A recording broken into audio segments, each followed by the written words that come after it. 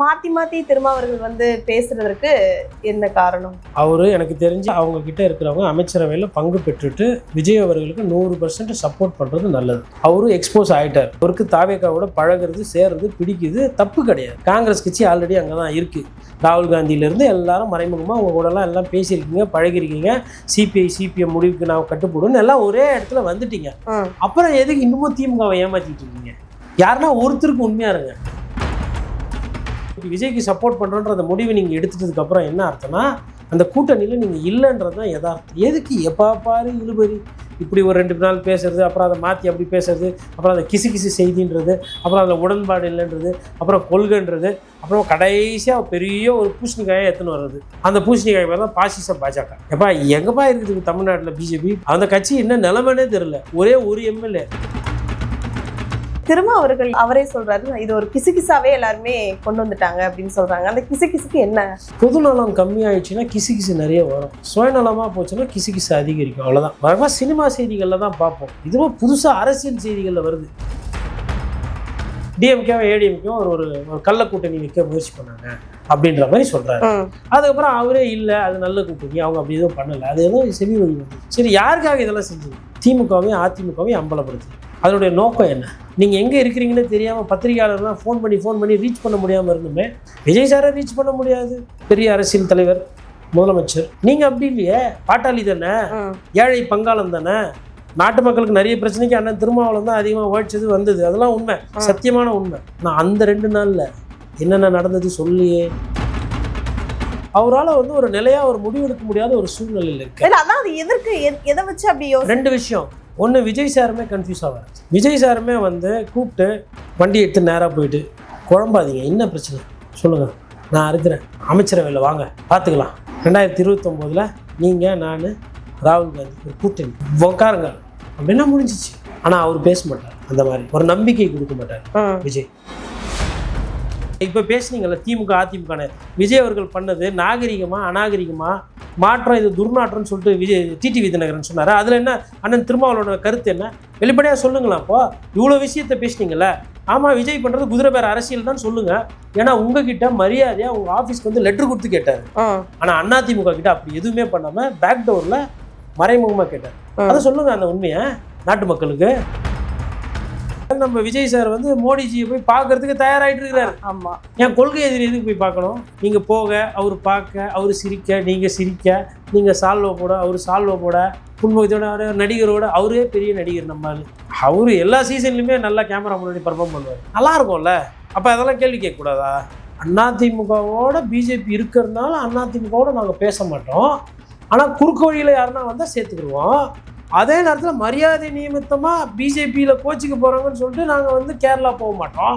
ஆனால் இது டெல்லியை போய் பார்த்துட்டு ஜியை குஷிப்படுத்திட்டு அப்புறமா கேரளா போய் பார்ப்போம். இந்த அரசியல் தெரியாதா?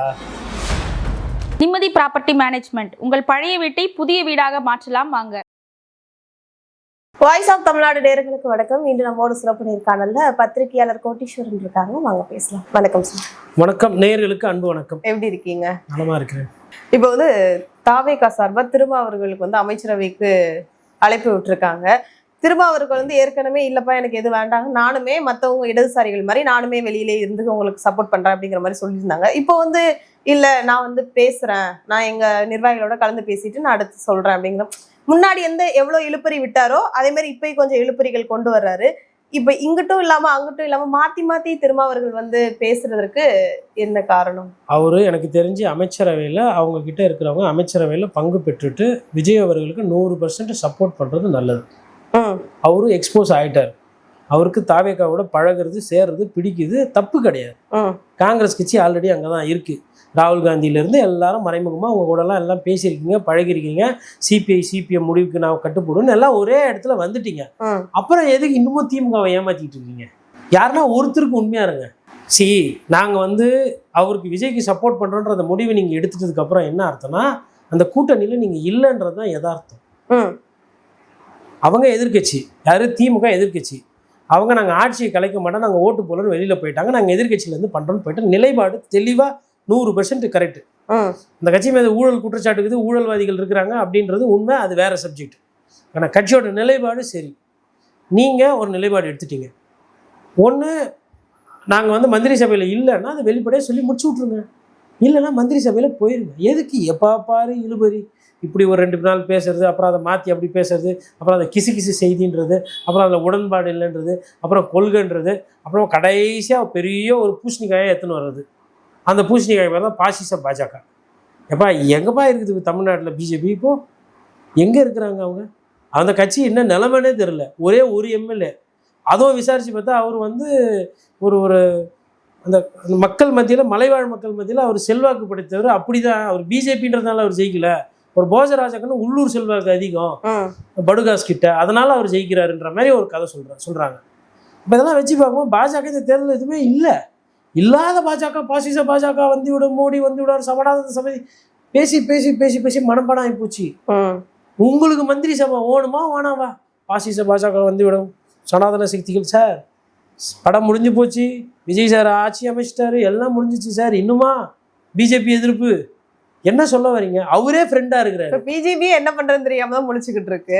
பிஜேபி என்ன பண்றதுன்னு தெரியாம இருக்கிறாரு. நம்ம விஜய் சார் வந்து மோடிஜியை போய் பார்க்கறதுக்கு தயாராகிட்டு இருக்கிறாரு. ஆமா, என் கொள்கை எதிரி எதுக்கு போய் பார்க்கணும்? மரியாதை நிமித்தமா சொல்லியிருந்தாங்க. அதே வேற யாரும் போய் மரியாதை நிமித்தமா பார்த்தா அப்ப கிண்டல் பண்றீங்கல்ல. அப்ப நீங்க வந்து கொள்கை எதிரியோட பழகுவீங்க, ஒரு டீ டிஃபன் பலகாரம்லாம் கொடுத்தா உட்காந்து சாப்பிடுவீங்க. அப்புறம் சிபிஐ வழக்கு இருக்கு, அப்ப அதை நாங்க சந்தேகப்படக்கூடாது. அப்போ 7 மாசம் 8 மாசம் ஆனது இன்னும் தாமதமாகும். அப்படி புரிஞ்சுக்கவா? நீங்க போக, அவர் பார்க்க, அவர் சிரிக்க, நீங்க சிரிக்க, நீங்க சால்வ போட, அவர் சால்வ போட, புன்முகத்தோட நடிகரோட. அவரே பெரிய நடிகர், நம்ம பிரதமர். இவர் சும்மா நடிப்பார். இவர் வெறும் இப்போ வந்திருக்காரு. அவரு எல்லா சீசன்லையுமே நல்லா கேமரா முன்னாடி பர்ஃபார்ம் பண்ணுவார். நல்லா இருக்கும்ல. அப்போ அதெல்லாம் கேள்வி கேட்கக்கூடாதா? அதாவது அதிமுகவோட பிஜேபி இருக்கிறதுனால அதிமுகவோட நாங்கள் பேச மாட்டோம். ஆனால் குறுக்கு வழியில் யாருன்னா வந்தால் சேர்த்துக்கிடுவோம். அதே நேரத்தில் மரியாதை நியமித்தமாக பிஜேபியில் கோச்சிக்கு போகிறாங்கன்னு சொல்லிட்டு நாங்கள் வந்து கேரளா போக மாட்டோம். ஆனால் இது டெல்லியை போய் பார்த்துட்டு ஜியை குஷிப்படுத்திட்டு அப்புறமா கேரளா போய் பார்ப்போம். இந்த அரசியல் தெரியாதா? உங்களோட ஃபேன்ஸுக்கு வேணா இதெல்லாம் புரியாம இருக்கலாம். கண்டிப்பா ஒரு இன்ஸ்டா போட்டு சொல்லலாம். நன்கு அரசியல் தெரிஞ்சவங்களுக்கு இது என்ன அரசியல்னு புரியும். திரும்ப அவர்கள் எதற்கு மாறி மாறி பேசிட்டு அவரே சொல்றாரு, இது ஒரு கிசுகிசாவே எல்லாருமே கொண்டு வந்துட்டாங்க அப்படின்னு சொல்றாங்க. அந்த கிசுகிசுக்கு என்ன? பொதுநலம் கம்மியாயிடுச்சுன்னா கிசுகிசு நிறைய வரும். சுயநலமா போச்சுன்னா கிசுகிசு அதிகரிக்கும். அவ்வளவுதான். அதுதான் இது. வழக்கமாக சினிமா செய்திகளில் தான் பார்ப்போம். இதுவும் புதுசாக அரசியல் பதில்களில் வருது. அது வந்து ஒரு கட்சியினுடைய தலைவர், ஒரு நிறுவனர், ஒரு கட்சிக்கு பல வருடம் பல விஷயங்களை பண்ணியிருக்கிறாரு. அவர்கிட்டருந்து இந்த மாதிரி பதில்களோ இந்த மாதிரி யூ டர்னு ஒயிட் டர்ன்லாம் எதிர்பார்க்கல. இப்போ என்ன சொல்கிறாரு? அவர் என்ன கடைசியில் பண்ணி வச்சிருக்காரு? டிஎம்கேவும் ஏடிஎம்கேவும் ஒரு கள்ள கூட்டணி வைக்க முயற்சி பண்ணாங்க அப்படின்ற மாதிரி சொல்கிறாரு. அதுக்கப்புறம் அவரே இல்லை, அது நல்ல கூட்டணி, அவங்க அப்படி எதுவும் பண்ணலை, அது எதுவும் செவி வழி வந்தது. சரி, யாருக்காக இதெல்லாம் செஞ்சீங்க? யாருக்காக திமுகவையும் அதிமுகவையும் அம்பலப்படுத்துறீங்க? அதனுடைய நோக்கம் என்ன? உண்மையாகவே வச்சுக்கிறேன் நான், கிஸ்கிஸ் இல்லை, இப்படி நடந்திருக்கும். எதற்காக அதை வெளியில் சொன்னீங்க? என்ன நோக்கம் உங்களுக்கு? என்ன பயன்? அதுக்கெல்லாம் யாரும் பதில் சொல்ல மாட்டீங்க. கண்டிப்பாக சத்தியமாக அதிமுகவுக்கு பயன் இல்லை. ஏன்னா ஆகிறேன்னாங்க, ஆகாமல் இப்படி நட்டத்தில் விட்டாங்கப்பா அப்படின்னா எடப்பாடி பழனிசாமி ஆல்ரெடி தோற்று உட்காந்துருக்கிறது மனசு கஷ்டம். திமுக எடுத்த முயற்சி தோல்வி அடைஞ்சதுன்னா திமுகவுக்கு அசிங்கம். இல்லை உதயநிதி ஸ்டாலின் ஆசைப்பட்டாரு, இல்லை ஸ்டாலின் கிட்ட பர்மிஷன் கேட்டாங்க, கனிமொழி அப்படி இப்படின்னு சொன்னால் அவங்களுக்கும் அது நாங்கள் எத்த முயற்சி தோற்று போச்சுன்னா அவங்களுக்கு அசிங்கம். அப்போ அவங்க 2 பேருக்கு லாபம் இல்லை. யாரோட அரசியல் ஆதாயத்துக்காக இவ்வாறு நீங்கள் பேசினீர்கள்? இல்லை இந்த உண்மையை வெளியே சொன்னீர்கள். அப்படி ஒருவேளை உண்மையை சொல்கிறதுனா, நடுவில் 2 நாளாக எதுவுமே நடக்காமல் இருந்தது, நீங்கள் எங்கே இருக்கிறீங்கன்னு தெரியாமல் பத்திரிகையாளர்லாம் ஃபோன் பண்ணி ரீச் பண்ண முடியாமல் இருந்துமே. விஜய் சாரை ரீச் பண்ண முடியாது, அவங்க பெரிய அரசியல் தலைவர், முதலமைச்சர், அப்போவே ரீச் பண்ண முடியாது. இப்போ கேட்கவே வேணாம். நீங்கள் அப்படி இல்லையே, பாட்டாளி தானே, ஏழை பங்காளம் தானே, நாட்டு மக்களுக்கு நிறைய பிரச்சனைக்கு அண்ணன் திருமாவளவன் தான் அதிகமாக உழைச்சது வந்தது. அதெல்லாம் உண்மை, சத்தியமான உண்மை. நான் அந்த 2 நாளில் என்னென்ன நடந்தது சொல்லியே அப்புறமா யோசிச்சுட்டு ஃபில்ட்ரு பண்ணி 2 நாள் கழிச்சு சொல்கிறீங்க. ஏன் இந்த முரண்? யாருனால இந்த முரண்? அப்போ ஒரு சிலரோட சேர்ந்தா முரண் வருது. கொள்கை அது இதெல்லாம் வந்து பெருசாக தெரியல. நான் என்ன சொல்கிறேன்னா, நான் ரொம்ப நாளாக சொல்கிறது, கொள்கைன்றது மக்களை ஏமாத்துறதுக்கு அரசியல்வாதிகள் கண்டுபிடிச்சி வச்சிருக்கிற ஒன்று. ஒரு ஆயுதமா இருக்கு. ஆயுதம்லாம் இல்லை, அது வந்து ஒரு போர்வை, ஒரு ஜமக்காலம். போறது வருது யாருன்னு தெரியாமல் இருக்கிறதுக்கு அந்த கொள்கையை போத்திக்கிறது. இப்போ வந்து நீங்க தான் சொல்லியிருந்தீங்க திரும்ப அவர்கள் வந்து தாவேக்கா பக்கமே போயிடுறது நல்லது அப்படிங்கிற மாதிரி சொல்லியிருந்தீங்க. ஆனா இவர் வந்து சொல்றது வந்து நான் இடதுசாரிகள் பக்கம் தான், இடதுசாரிகள் எந்த சைடு நிக்காங்களோ அந்த சைடு தான் நான் இருப்பேன் அப்படிங்கிற பட்சத்துல அப்படிதான் சொல்லியிருந்தாங்க. அந்த வகையில இப்போ கம்யூனிஸ்ட்ல இருந்துமே எதிர்ப்பு தெரிவிச்சிருக்காங்க. சப்போஸ் அதிமுக உள்ள வந்துச்சுன்னா நான் வெளியில போயிருவேன் அப்படிங்கிற மாதிரி அவங்க வந்து ஒரு ரெண்டு மனசா இருக்கிற மாதிரி தான் சொல்றாங்க. ஆனா திரும்ப அவர்களுமே இல்ல இப்ப நான் விசாரிக்கிறேன், நான் யோசிக்கிறேன், நிர்வாகிகளோட முன்னாடி பேசுறேன். கேட்ட கேள்விதான் இது கிட்டத்தட்ட அல்ல, அதே அதான், மாதிரிதான். அதே ஆனா same பட் தான். என்னன்னா அவரால வந்து ஒரு நிலையா ஒரு முடிவெடுக்க முடியாத ஒரு சூழ்நிலையில இருக்கு. இல்ல அதான் அது எதற்கு எதை வச்சு அப்படி ரெண்டு விஷயம். ஒண்ணு, விஜய் சாருமே கன்ஃபியூஸ் ஆவார். ம் விஜய் சாருமே வந்து கூப்பிட்டு வண்டி எடுத்து நேராக போயிட்டு குழம்பாதீங்க, என்ன பிரச்சனை சொல்லுங்க, நான் இருக்கிறேன், அமைச்சரவையில் வாங்க பார்த்துக்கலாம், 2029 நீங்கள் நான் ராகுல் காந்தி ஒரு கூட்டணி ம் உட்காருங்க அப்படின்னா முடிஞ்சிச்சு. ஆனால் அவர் பேச மாட்டார், அந்த மாதிரி ஒரு நம்பிக்கை கொடுக்க மாட்டார் ம் விஜய் அவர்கள் என்றைக்குமே யாருக்குமே ஒரு நம்பிக்கை கொடுக்க மாட்டார். கூட்டணி விஷயங்கள் இந்த மாதிரி விவகாரங்கள்ல அவர் என்ன நினைக்கிறாரு, என்ன பேசுறாரு, இது வந்து அந்த மீட்டிங்லாம் போனவங்க என்கிட்ட சொல்றது. ம் அப்படின்னும் போது அவருக்கு திருமாக்கு ஒரு தடுமாட்டம். ம் இன்னொன்று, அவருமே வந்து ஆதாயத்துக்கு அப்பாற்பட்டவர் கிடையாது.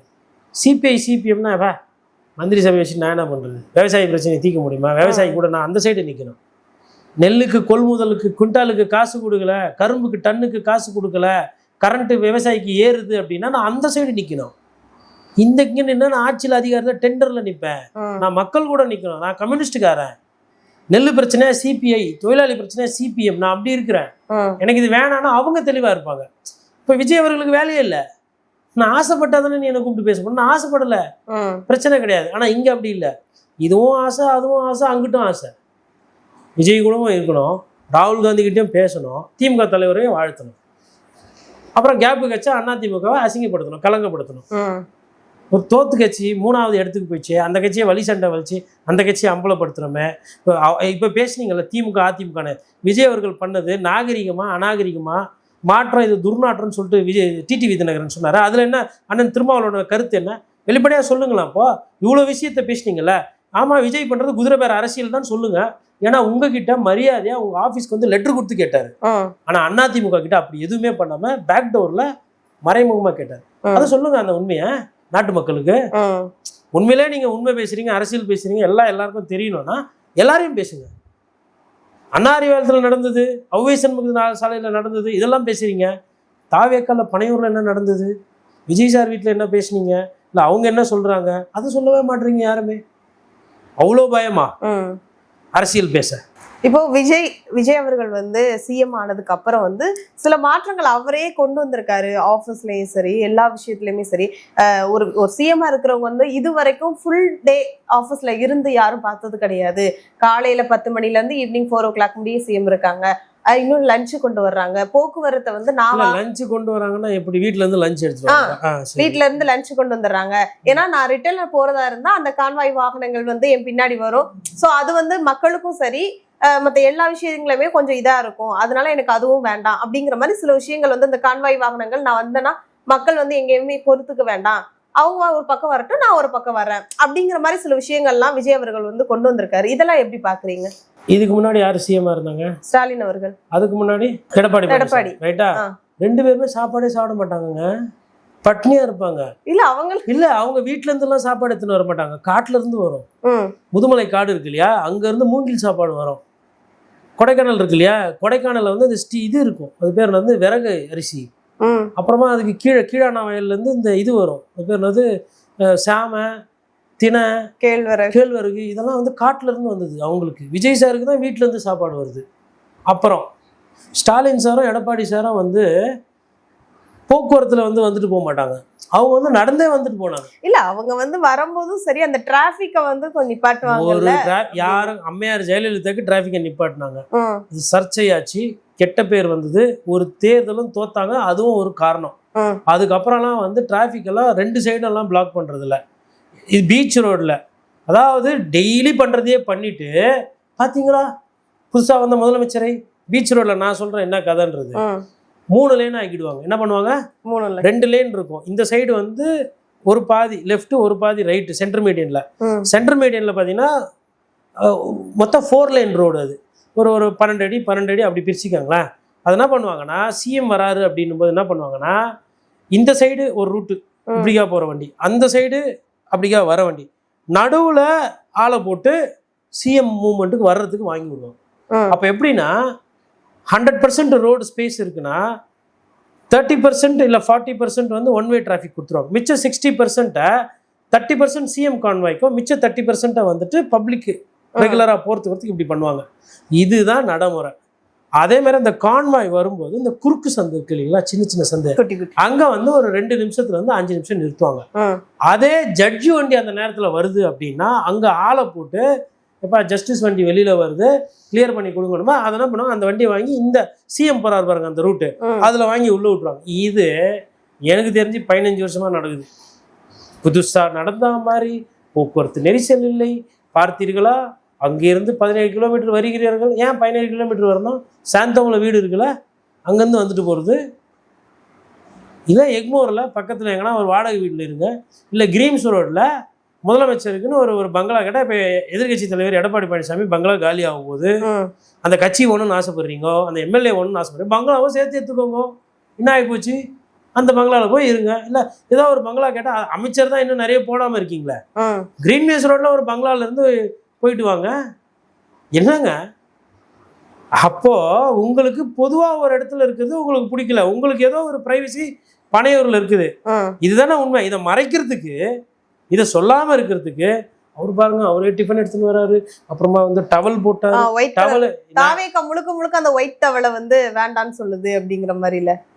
நான் என்ன கேட்குறேன், வேலை செய்கிற தொழிலாளிகளுக்கு சம்பளம் கம்மியாக இருக்குது, சம்பளம் சரியாக கிடைக்கலன்னு சொல்லிட்டு தூய்மை பணியாளர்கள் போராட்டம் பண்ணுறாங்க. குப்பையிலையும் காவாயிலையும் கையை போட்டு கிளவுஸை போட்டு கஷ்டப்பட்டு வேலை செய்கிறவங்களுக்கு இன்னும் போராட்டம் முடிவுக்கு வரல. சேகரபாபு உண்மைக்கு புறம்பா பொய் சொல்லிவிட்டு அவரும் ஏமாத்திக்கின்னு, அவரும் ஏமாந்து, முதலமைச்சரை ஏமாற்றி, கட்சியை ஏமாற்றி, அரசு ஊழியர்கள்லாம் சந்தோஷமாக இருக்கிறாங்கன்னா அரசு ஊழியர்கள்லாம் மொத்தமாக தூய்மை மாற்றி குத்துன்னு குத்துனாங்க. ரைட்டா? அந்த அரசு ஊழியர்களை குறைந்தபட்சம் தூய்மை பணியாளர்கள் ஃபர்ஸ்ட் எடுங்க. ஏன்னா இருக்கிறதுலே கஷ்டமான வேலை அவங்க தான் செய்கிறாங்க. அவங்க பிரச்சனை முடிஞ்சிச்சா? இல்லை. அவங்களோட சந்தோஷப்படுத்த வேணாமா? அவங்கள நம்ம போடுற குப்பை கண்டது அவங்க தானே கிளியர் பண்ணுறாங்க. செத்த நாயிலிருந்து எல்லாம் வந்து விழுது. அழுகி போன பழம், மிச்சம் மீதின சாதம், பிளாஸ்டிக்கு, குப்பை, செருப்பு, தொடப்பக்கட்டை எல்லாம் வந்து விழுது நாயிலிருந்து. அதெல்லாம் வந்து கஷ்டப்பட்டு எடுத்து போய் போட்டு நோய் நொடி வராமல், காலரா வராமல், பிளேகு, டெங்கு எதுவும் வராமல், கொசு சேராமல், எலி சேராமல் நம்மளை பாதுகாக்கிற சாமியா இல்லையா தூய்மை பணியாளர்? கண்டிப்பாக. ரைட்டா? மனுஷ உருவத்தில் இருக்கிற சாமி. ஒரு சிலர் அந்த வேலையை செய்ய மாட்டாங்க. அதே மாதிரி இந்த மெட்ரோ வாட்டரில் காவா எல்லாம் அடைச்சிக்கும். காவாவில் எல்லாம் வரும், கண்டது வரும். இந்த காவாவில் அதை போட்டு குத்தி இது பண்ணி அவங்களுக்கெல்லாம் எவ்வளோ கஷ்டம் இருக்குது, எவ்வளோ பிரச்சனை இருக்குன்னு எனக்கு தெரியும். என்கிட்ட கூட கேட்க வேணாம். கம்யூனிஸ்ட் தோழர்கள் இருக்கிறாங்களே, சிபிஎம்ல செல்வான்னு சொல்லிட்டு மத்திய சென்னை மாவட்ட செயலர் இருக்குது. அவரை ஒரு நாள் கூப்பிட்டு உட்கார வைங்க, 2 மணி நேரம் பேச விடுங்க. கொட்டுவார். புஸ்தகம் ஒன்று போட்டிருக்காரு, நாங்களே தான் கஷ்டப்படணுமா அப்படின்னு. இப்போ இது மாதிரி விஷயங்கள் சரி செய்யணுமா, இல்லை வெள்ளத்துண்டு வேண்டான்ட்டாரு, பாதுகாப்பாக போகணுன்ட்டாரு, மக்களுக்கு பிரச்சனை இருக்கக்கூடாதுன்ட்டாரு. இதெல்லாம் அதிகாரி லெவலில் பண்ணுறதுங்க. துண்டு வேணா போட்டுக்கோங்க, வேணான்னா எடுத்துக்கோங்க. இப்போ துண்டு போட்டது, வீட்டிலேருந்து சாப்பாடு எடுத்துன்னு வந்ததெல்லாம் செய்தியா? எது செய்தி? என்ன பண்ணுறீங்க நீங்கள்? யாரை ஏமாத்துறீங்க? இது மூளை செலவு. சின்ன சின்ன பசங்களுக்கு அரசியல் தெரியாது, மற்றவங்க பிரச்சனை. இப்போ நான் பேசின தொழிலாளி பிரச்சனை 12வது படிக்கிற ஒரு மாணவனுக்கோ இல்லை காலேஜில் படிக்கிற மாணவனுக்கோ தெரியுமா? தெரியும். ஒரு தூய்மை பணியாளரோட பிரச்சனை என்ன? அவர் வந்து எவ்வளோ சம்பாரிச்சிருவாரு மாதம்? நான் 1 லட்ச ரூபா சம்பாதிக்கிறாங்களா, இல்லை 50,000 சம்பாதிக்கிறாங்களா? அவங்களுக்கு ஒரு குடும்பம் இருக்குது, பஸ்ஸை பிடிச்சி வருவாங்க, சாப்பாடு. அதாவது ஒரு அமைச்சர் சேகர்பாபு அவர் அமைச்சராக இருந்தப்போ அவங்களுக்கு சாப்பாடு போடுறோம் அப்படின்னு சொல்லிட்டு அவங்க உங்ககிட்ட சாப்பாடு கேட்டாங்களா? அவங்க என்ன கேட்டாங்க? செஞ்சதுக்கு கூலி கேட்டாங்க, அவங்களுக்கு ஊதியம் கேட்டாங்க, வேலை கேட்டாங்க, வேலை நிரந்தரம் கேட்டாங்க. அது செய்ய ஏமாத்துனீங்க நீங்கள். இப்போ இவர் வந்தார்ல, தூய்மை பணியாளர் கூப்பிட்டு வீட்டில் பார்த்தார்ல, ஏன்னா கோடிக்கணக்கில் ஆகிடுமா காசு தூய்மை பணியாளர் தூக்கி கொடுக்குறதுல? இல்லை கோடிக்கணக்கில் ஆகுமா? 2500 ரூபா கொடுக்குறேன்னு நீங்கள்ல, அதெல்லாம் இது பார்க்கும்போது அதுக்கு வந்து ஓகே, வெள்ளை எரிக்கலாம், ரைட்டு. இது சரி, பரந்தூர் விமான நிலையம், நான் வந்து உங்கள் கூட தான் இருக்கிறேன், தேவைப்பட்டால் நானே என் தலைமையில் போராட்ட குழுவை திரட்டி தலைமை கழகத்துக்கு வந்து போராட்டம் பண்ணி நியாயத்தை விட்டு கொடுப்பேன்னு சொன்னீங்கல்ல, நீங்கள் யாரும் பண்ண வேணாம் சார். ஃபைல் எடுத்துன்னு வந்து Parandur airport project not to be taken up அப்படின்னு சொல்லி ஒரு நோட்டு போடுங்க. நோட்டு போட்டு சிஎமோட ஆஃபீஸ், என்னோட நாலேஜ் இல்லாமல் லேண்ட் அக்விசிஷன்லாம் எதுவும் நடக்கக்கூடாது, காஞ்சிபுரம் கலெக்டருக்கு நோட் அனுப்புங்க. சிஎமோட லெட்டர் ரெவென்யூ டிபார்ட்மெண்ட் என்னென்ன லேண்ட் அக்விசிஷன், அதாவது விவசாயிகளோட நிலம் எடுக்கக்கூடாது, ஒருவேளை எடுத்திருந்து அவங்க திருப்பி அதை கேட்டாங்கன்னா கொடுத்துரு, அதுக்கு என்ன பணம் கொடுக்கணுமோ அது கஜானாலேருந்து அந்த பணம் திருப்பி தரப்படும். பரந்தூர் விமான நிலையம் ரத்து, சொன்னவன் ஜோசப் விஜய், செஞ்சவன் ஜோசப் விஜய், மக்களுக்காக ஜோசப் விஜய், மக்களுக்காகவே ஜோசப் விஜய், நாளைக்கும் ஜோசப் விஜய். இதனங்க அரசியல். அதை விட்டு நாங்கள் ஆலோசனை பண்ணுறோன்றீங்க. ஆலோசனை பண்ணுறதுக்கு ஸ்டாலினே இருந்திருக்கலாமே, இல்லை ஸ்லோவாக ஆலோசனை பண்ணுறதுனா எடப்பாடி பழனிசாமி இருந்திருக்கலாமே, இல்லை அதுக்கு பாஜக கிட்டே கொடுத்துடலாமே. வேகமாக அவங்க ஏர்போர்ட் போட்டுன்னு போயிடுவாங்களா அம்பானி அதானிக்கு கொடுக்குறதுக்கு. நீங்கள் எதுக்கு சார் என்ன சொன்னீங்க, இப்போ என்ன செய்கிறீங்க? இப்போ நான் சொல்கிறேன் இந்த 2 விஷயம் பண்ணியிருக்கலாமா? பண்ணிருக்கலாம். ஆனா வந்து கொஞ்ச நாள் தான் ஆகுது, இனிமேல் பண்ணலாம். ஏங்க நான் சொல்றதுக்கெல்லாம் 10 வருஷம் தேவை கிடையாதுங்க. பரந்தூர் விமான நிலையம் வேணான்றதுக்கு எவ்வளவு நாள் இருக்கும்? நான் ஒரு சொல்லட்டுமா? நியூட்ரினோ லெபார்டரி ப்ராஜெக்ட், புரியுதுங்களா? அது நியூட்ரினோனா நிறைய பேருக்கு என்னென்ன தெரியாது. ஒரு டனல் மாதிரி போட்டு ஆராய்ச்சி நடக்கும் உள்ள, அட்டாமிக் எனர்ஜி, அது அது ஆட்டம் எப்படி போகுது, நியூட்டன் எப்படி போகுது, அதெல்லாம் பண்ணுவாங்க. அதுல வந்து இந்த கதிர் அணுக்கள் எப்படி நடவடிக்கை பண்ணும் அப்படின்றது ஆராய்ச்சி பண்றது. ரொம்ப ஹை எண்ட் லேப், உலக சர்வதேச அளவுல 1,00,000 டன் ஸ்டீலு, 1,00,000 சிமெண்ட் எடுத்துன்னு போய் கொடாஞ்சி, மலையை கொடாஞ்சி உள்ள இப்போ எப்படி மெட்ரோ ரயிலுக்கு போடுறாங்களோ அந்த மாதிரி போட்டு lab, neutrino laboratory. Montek Singh Ahluwalia யாருன்னா பிரதமர் அலுவலகத்தில் சிம்ம சொப்பனம். சோனியா காந்தி மான்டங் சிங் அலுவாலியா ஒரு விஷயம் சொன்னாங்கன்னா சோனியா காந்தி கேட்பாங்க, மன்மோகன் சிங் கேட்பாங்க. அவர் சொல்றது தான் வேத வாக்கு. அப்படியாப்பட்ட மனுஷன் அந்த திட்டம் இங்கே வரணுன்றாரு. வைகோ வண்டி எதிர்க்கிறாரு. நிறைய பேருக்கு அப்போ என்ன ஏதுன்னே தெரியாது.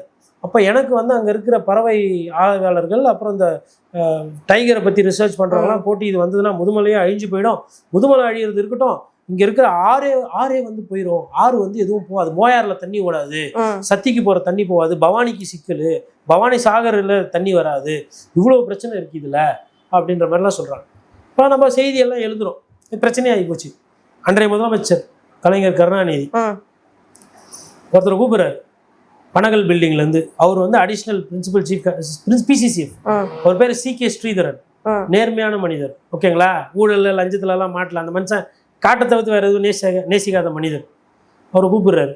மந்திரியை கூப்பிடல, அதுக்கு மேலே இருக்கிற அதிகாரி அமைச்சரை கூப்பிடல, யாரையும் சைட்லலாம் கூப்பிடல, பிசிசிஎஃப் கூப்பிட்றாரு. CKS போய் ஊட்டியில் தங்கி முதுமலைக்கு போய் ஒரு ரிப்போர்ட் எடுத்துகிட்டு வாங்கன்னு A4 சீட்டில் எழுதி எடுத்துன்னு வந்து கொடுக்குறாராம். ப்ராப்பர் ஃபைல் கூட கிடையாது. படித்து பார்த்துட்டு இது பண்ணுறாரு. அப்போ சொல்கிறாங்க சிஎம் ஆஃபீஸில் இருக்கவங்க, சார் டெல்லியில் வந்து சொல்கிறாங்க இது பண்ணணும்னு. வந்தவன் யோகியை பொய் சொல்ல மாட்டான், அவன் என்ன சொன்னானோ அதை செய்யுங்க, நியூட்ரினோ திட்டம் ரத்து அப்படின்னு மத்திய அரசு அழுத்தம் கொடுத்தும் கூட்டணியில் இருந்தும் இந்த நாட்டுக்காக அந்த காட்டை காப்பாற்றினவர் கலைஞர் கருணாநிதி. ஏதோ ஸ்டீலு டன்னு கான்ட்ராக்ட் லட்சக்கணக்கில் 10% கொடுப்பான், 20% லம்பாக கிடைக்கும், கோடி கணக்கில் காசு கிடைக்கும்னு பண்ணலை. எந்த காசு வேணும் எந்த காசு வேணான்ற தெளிவு இருந்தது. எல்லா சயின்டிஸ்ட்டும் திட்டுறாங்க தமிழ்நாட்டை. இது வந்து இஸ்ரோ இருக்குது, ஸ்ரீஹரிகோட்டா இருக்குது, அதே மாதிரி ராக்கெட் விண்வெளி இருக்குது, ஏன் ஒரு நியூட்ரினோ லெபார்டரி இருக்கக்கூடாது? இதனுடைய டைப்பு தெரியுமா? ஃபிசிக்ஸ் எப்படி வளர்த்துருக்கலாம் தெரியுமா? நானோ பார்ட்டிகல்ஸ் பற்றி தெரிஞ்சிருக்கலாம் தெரியுமா? நம்ம அட்வான்ஸாக போயிருப்போம், ஜெர்மனிக்கு ஈக்குவலாக போயிருப்போம், அமெரிக்காவுக்கு ஈக்குவலாக போய் என்னென்னமோ பேசி பார்த்தாங்க. காடு செழித்தால் நாடு செழிக்கும், தண்ணி எல்லாம் விவசாயம் எப்படி பண்ணும்? காட்டில் இருக்கிற யானை பூரா ஊருக்குள்ளே வந்துடும், யார் பதில் சொல்றது? நிறுத்திட்டாங்க. இது எப்படி இருக்குது? இதை விட பரந்தூர் என்ன பெரிய பிரச்சனையா? இல்லை, விமான நிலையம் தானே. இப்போ விமான நிலையம் இல்லாமல் இருக்குதா? லேபே வேணான்ட்டாங்க. விமான நிலையம் இல்லாமல் இருக்கா? இருக்குல்ல விமான நிலையம். 4 வந்தே பாரத் விட்டு போங்க. மதுரை, கோயம்புத்தூர், ஹைதராபாத் எல்லாத்துக்கும் வந்தே பாரத் எக்ஸ்ட்ரா விட்டு போங்க. விமான நிலையத்தில் போனால் ஏர்போர்ட்டுக்கு போகிறதுக்கு வருமானம், ஏர்போர்ட்லேருந்து ஊருக்கு போகிறதுக்கு 1 மணி நேரம் 2 மணி நேரம், ஏர்போர்ட்டில் செக்யூரிட்டி செக்கின்னு, போர்டிங்கு, கிளியரிங்கு, வண்டியில் போய் ட்ராப்பு, டாக்ஸிவே 4 மணி நேரம் ஆகுது அப் அண்ட் டவுனு.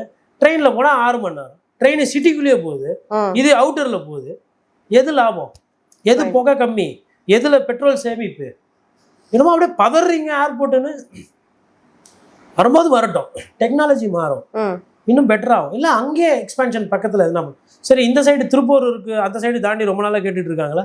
வேலூரில் ஏர்போர்ட் கேட்குறாங்க, சேலம் ஏர்போர்ட்டை எக்ஸ்பேன்ஷன் பண்ண சொல்கிறாங்க, கோயம்புத்தூரில் இடம் இருக்குது, மற்ற இடத்துல எக்ஸ்பேண்ட் பண்ணுங்கள். ஏன் சென்னை பரந்தூர்லயே பண்ணணும்?